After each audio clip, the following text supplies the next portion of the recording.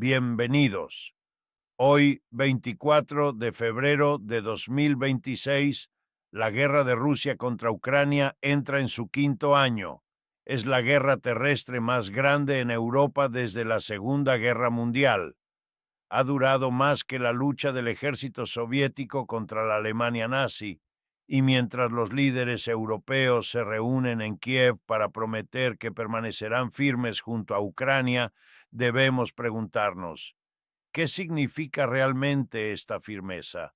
¿Quién está pagando el precio de esta guerra? ¿Y por qué, después de 4 años de destrucción masiva, estamos más lejos de la paz que nunca? Déjenme comenzar con los números, porque los números cuentan una historia que los discursos diplomáticos prefieren ocultar. Según el Centro de Estudios Estratégicos e Internacionales, Rusia ha sufrido 1.200.000 bajas desde el inicio de la invasión a gran escala, incluyendo al menos 325.000 muertos. Ucrania estima 31.680 bajas rusas adicionales solo en enero de 2026. Ninguna potencia importante ha sufrido en ninguna guerra desde la Segunda Guerra Mundial un número de bajas ni remotamente cercano a estas cifras. El ministro de Asuntos Exteriores de Francia dijo hoy que aproximadamente 1.000 soldados rusos mueren cada día en el frente, todo mientras Rusia no logra prácticamente ningún avance territorial significativo. Del lado ucraniano, el presidente Zelensky dijo este mes que 55.000 soldados ucranianos han muerto en toda la guerra, pero el CSIS estima que Ucrania ha sufrido hasta 600.000 bajas, con hasta 140.000 muertos.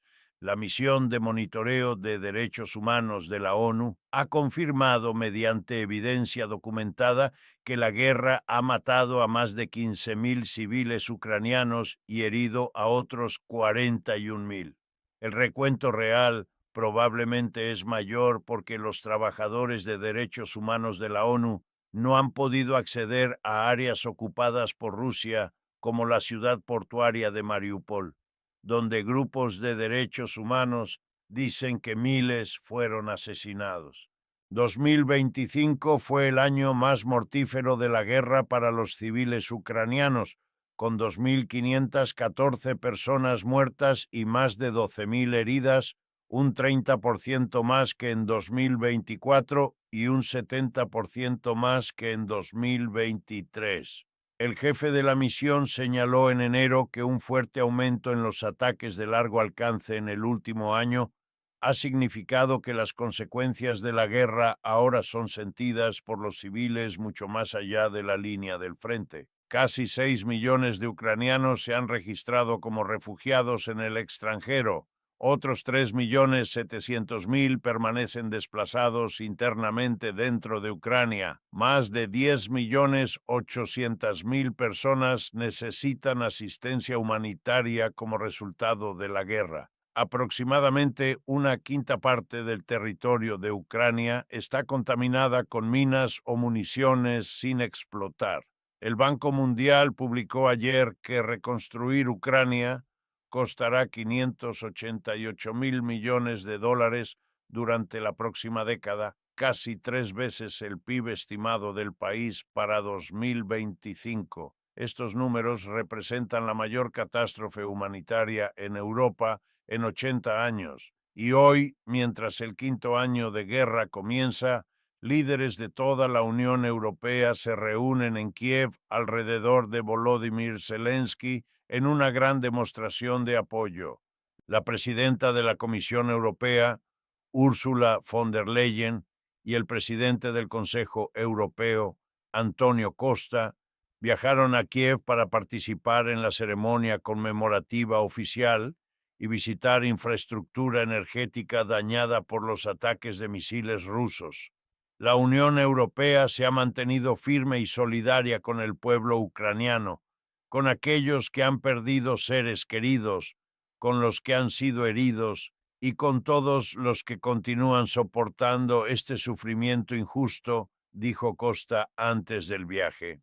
4 años después, Reafirmamos que nuestro apoyo sigue siendo fuerte, unido e inquebrantable. Al mismo tiempo, el primer ministro británico Keir Starmer y el presidente francés Emmanuel Macron organizan una reunión de la llamada Coalición de los Dispuestos, un grupo de 35 países que coordinan el apoyo a Ucrania y planifican una potencial fuerza de mantenimiento de la paz posterior a la guerra. Un cuartel general multinacional de 70 personas ha comenzado a operar en Londres, respaldado por 200 millones de libras de financiamiento del gobierno británico en preparación para el despliegue de tropas una vez que se alcance la paz. Pero hay una contradicción fundamental en todo esto que necesito que entiendan. Mientras Europa promete firmeza, Hungría ha vetado el 20º paquete de sanciones contra Rusia y un préstamo de 90.000 millones de euros a Ucrania. Víctor Orbán bloqueó la decisión del 20 de febrero debido a una disputa sobre el suministro de petróleo ruso a través del oleoducto Druzhba que atraviesa Ucrania. Hungría y Eslovaquia culpan a Ucrania por la interrupción prolongada. Ucrania dice que un ataque de drones rusos dañó el equipo del oleoducto en el oeste de Ucrania. La jefa de política exterior de la UE, Kaja Kallas, llamó la postura de Budapest lamentable, mientras los líderes de la UE advirtieron que viola el principio de cooperación sincera. Zelensky, hablando ante el Parlamento Europeo por videoconferencia, fue directo. Esta es una garantía financiera real para nuestra seguridad y nuestra resiliencia. Debe implementarse y agradezco a todos los que están trabajando para que suceda. El préstamo está destinado a cubrir las necesidades financieras y militares de Ucrania para 2026 y 2027. El país ha dicho que necesita una nueva inyección de ayuda extranjera tan pronto como abril. Lo que esto revela es la fractura dentro de la supuesta unidad europea. Mientras von der Leyen habla de firmeza inquebrantable, un Estado miembro de la UE está bloqueando activamente el apoyo a Ucrania para proteger su suministro de petróleo ruso. La solidaridad europea tiene límites muy claros cuando choca con los intereses energéticos nacionales, y esto nos lleva a la transformación más significativa en el apoyo occidental a Ucrania, el retiro casi total de Estados Unidos. Según el Instituto Kiel para la Economía Mundial en Alemania, la ayuda estadounidense a Ucrania disminuyó drásticamente en el último año, cayendo un 99% después de que Trump asumió el cargo en enero de 2025. Ucrania ahora solo puede asegurar armas estadounidenses comprándolas a Europa. Aunque los europeos han intensificado su contribución en cierta medida, la pérdida de ayuda militar, especialmente suministros de defensa aérea, ha afectado profundamente la vida ucraniana. Las negociaciones de paz lideradas por Estados Unidos, lanzadas por Trump después de asumir el cargo, no han logrado un avance claro. Meses de estas conversaciones han estado empantanados por ultimátums del Kremlin de que Ucrania entregue territorio, incluyendo tierras no controladas por Rusia. Kiev ha rechazado esas demandas. Zelensky dice que está abierto a las propuestas estadounidenses de crear una zona desmilitarizada si Rusia acepta retirar algunas fuerzas, y Estados Unidos y los aliados europeos ofrecen a Ucrania garantías de seguridad sólidas. El Kremlin ha equiparado las ofertas europeas de enviar fuerzas de paz como equivalentes a que Ucrania reciba garantías similares a las de la OTAN, una de las justificaciones declaradas de Putin para lanzar la invasión en primer lugar. Los negociadores del Kremlin rutinariamente se refieren a la expansión de la OTAN hacia el este como una de las causas raíz del conflicto que debe abordarse para que emerja cualquier paz duradera. Ahora quiero que analicemos la economía de esta guerra, porque aquí es donde las contradicciones estructurales se vuelven más evidentes. Rusia ha gastado cantidades enormes en su esfuerzo bélico. Según CIPRI, el gasto de defensa de Rusia aumentó de aproximadamente 66.000 millones de dólares en 2021 a 109.000 millones en 2024, un aumento del 65%. Sin embargo, según documentos vistos por Reuters, Moscú está en camino de recortar el gasto de defensa en al menos un 7% en 2026. El gasto de defensa de Ucrania también se ha disparado de 6.900 millones de dólares en 2021 a 41.000 millones en el primer año de la invasión a gran escala y 65.000 millones para cada uno de 2023 y 2024. Su presupuesto de defensa de 2025 se elevó en octubre pasado a un récord de 71.000 millones de dólares. Estos aumentos han sido financiados por los aliados de Ucrania, principalmente la Unión Europea y Estados Unidos, que juntos han contribuido más de 300.000 millones de dólares a Ucrania en apoyo militar y presupuestario desde 2022. Pero aquí está el punto crucial. Después de que Trump retiró el 99% del apoyo estadounidense, el apoyo a Ucrania se mantuvo estable porque Europa aumentó su contribución en aproximadamente 2/3. Europa ahora es la principal fuente de apoyo de Ucrania, con un préstamo de 90.000 millones de euros votado en febrero de 2026. La UE ha confirmado su compromiso masivo con Kiev, mientras la administración Trump se ha retirado. Esto representa una transformación fundamental en la arquitectura de seguridad transatlántica. Durante décadas, Estados Unidos fue el garante de la seguridad europea. Ahora, por primera vez desde la Segunda Guerra Mundial, Europa está asumiendo la carga principal de un conflicto de seguridad mayor en su propio continente, mientras Estados Unidos se retira. La coalición de los dispuestos es la manifestación institucional de esta transformación. Liderada por Reino Unido y Francia, la iniciativa fue anunciada por el primer ministro Starmer el 2 de marzo de 2025, con el objetivo declarado de facilitar los intentos de negociación de paz mediados por Estados Unidos, construyendo garantías de seguridad lo suficientemente fuertes para Ucrania. Las opciones van desde una fuerza de disuasión más modesta de hasta 20.000 tropas a una fuerza de tamaño medio de 30 a 40.000 o incluso un despliegue a gran escala de 60 a 100.000 tropas. El secretario de Defensa británico John Healey escribió antes del aniversario: "Quiero ser el secretario de Defensa que despliegue tropas británicas en Ucrania, porque esto significará que esta guerra finalmente ha terminado. La perspectiva de tropas occidentales en Ucrania es parte de las demandas clave de Kiev para la paz. Garantías de seguridad viables para que Moscú no use ninguna pausa en los combates simplemente para rearmarse y atacar de nuevo más adelante.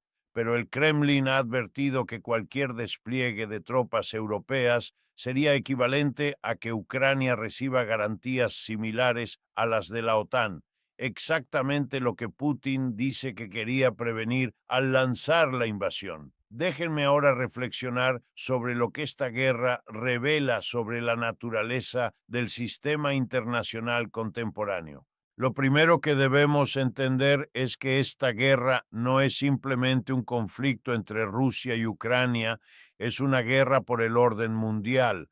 Rusia está desafiando directamente el sistema de seguridad posterior a la Guerra Fría, basado en la hegemonía estadounidense y la expansión de la OTAN.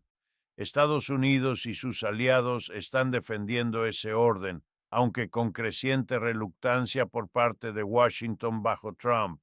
Lo segundo es que la guerra ha expuesto las contradicciones fundamentales dentro de la Alianza Occidental. Estados Unidos bajo Trump ha reducido drásticamente su compromiso con Ucrania, mientras presiona por negociaciones que podrían requerir que Ucrania ceda territorio. Europa, sin Estados Unidos, está tratando de asumir el rol de garante de seguridad de Ucrania, pero carece de la capacidad militar para hacerlo de manera creíble sin el respaldo estadounidense. Lo tercero es que la guerra se ha convertido en una guerra de desgaste donde ambos lados están sufriendo pérdidas catastróficas sin lograr avances decisivos.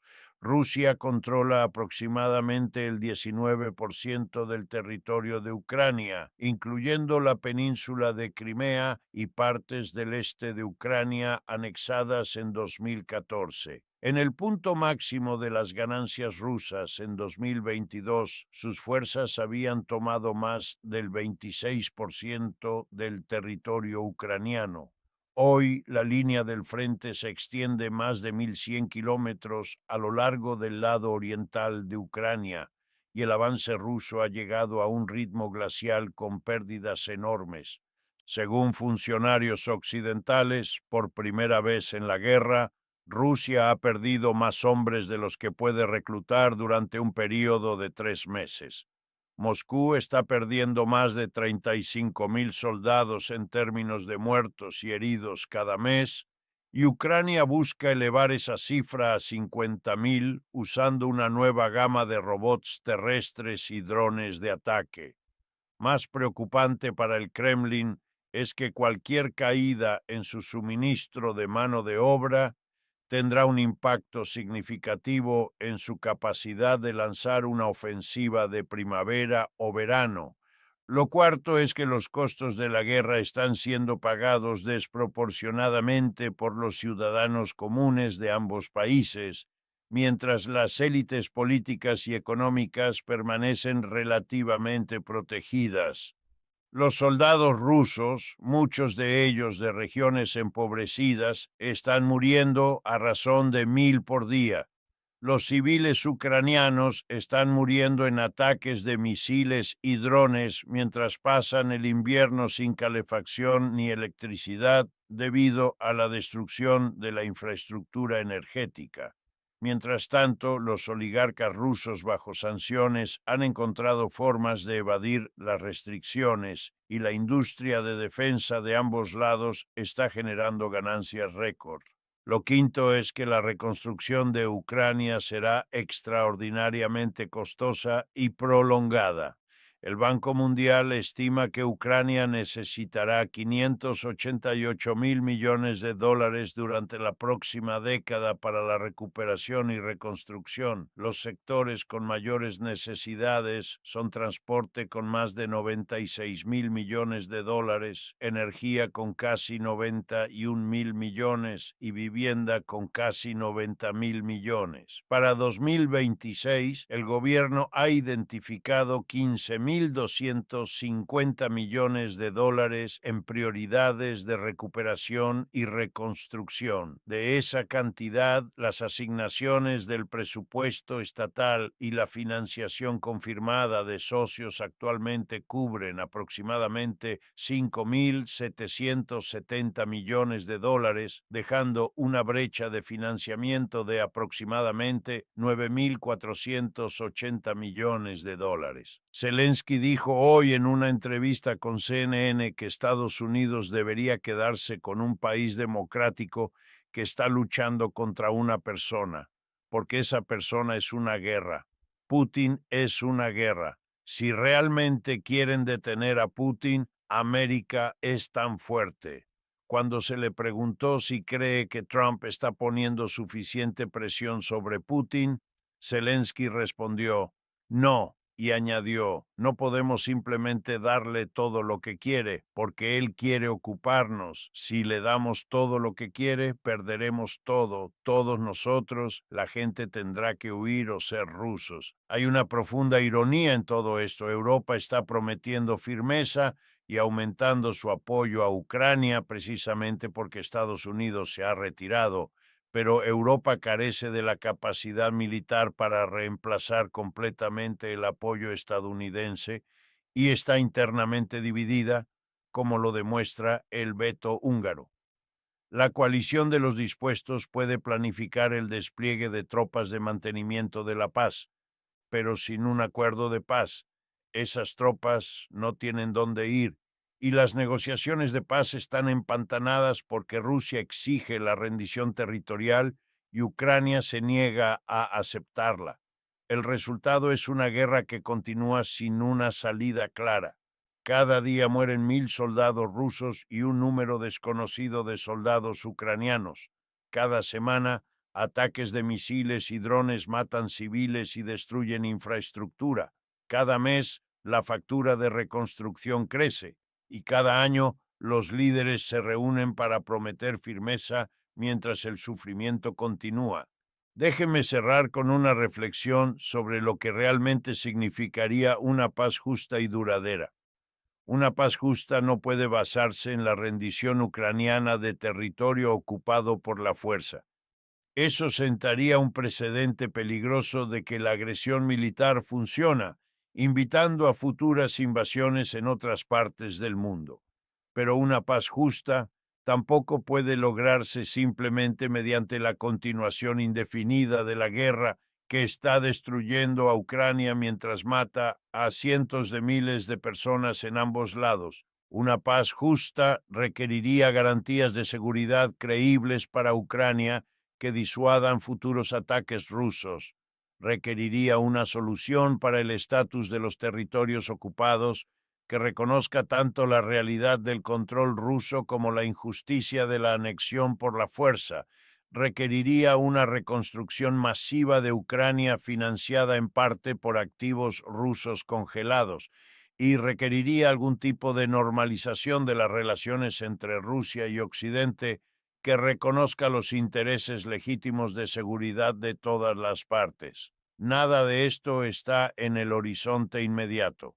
En cambio, tenemos una guerra de desgaste que continúa destruyendo vidas mientras los diplomáticos hablan y los líderes prometen firmeza. La tragedia es que cada día de continuación de esta guerra significa más muertos, más destrucción y una factura de reconstrucción aún más alta cuando finalmente termine. El pueblo ucraniano merece paz. El pueblo ruso, muchos de cuyos hijos están muriendo por las ambiciones de Putin, también merece paz. Pero la paz no vendrá de promesas de firmeza ni de ultimátums de rendición. Vendrá solo cuando todas las partes reconozcan que los costos de continuar la guerra superan los costos de un compromiso negociado. 4 años después, con casi 2 millones de bajas proyectadas para la primavera de 2026, ese reconocimiento sigue siendo elusivo. Manténganse informados, manténganse críticos y nunca olviden que detrás de cada estadística hay seres humanos cuyas vidas han sido destruidas por decisiones tomadas en capitales muy alejadas de la línea del frente. Nos vemos en el próximo análisis.